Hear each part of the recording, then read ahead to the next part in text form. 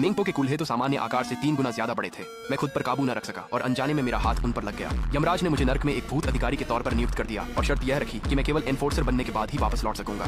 मैंने जी तोड़ मेहनत की, ढेरों उपलब्धियां हासिल की और आखिरकार मैं एनफोर्सर बन ही गया। लेकिन जब मैं आखिरकार इंसानी दुनिया में वापस लौटा तो मैं दंग रह गया। पूरी दुनिया में खौफनाक कयामत शुरू हो चुकी थी और हर किसी को भूतों के साथ करार करना पड़ रहा था। इस कयामत में बचने का यही इकलौता रास्ता था और ठीक उसी वक्त एक आदमी और एक औरत मेरे सामने खड़े थे। वे एक कंपास पकड़े हुए घबराई नजरों से मुझे देख रहे थे। मुझसे निकल रही भूतियां आभा इतनी तीव्र थीं कि वे लगभग लड़खड़ा ही गए।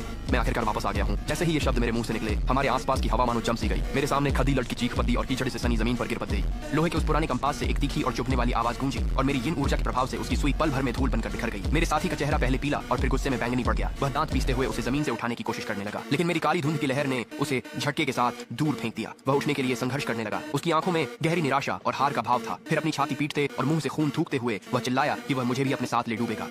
हवा में एक दरार उभरी और उसमें से जर्जर कवच और जंग लगे कांटे वाला कब्र का रक्षक बाहर निकला।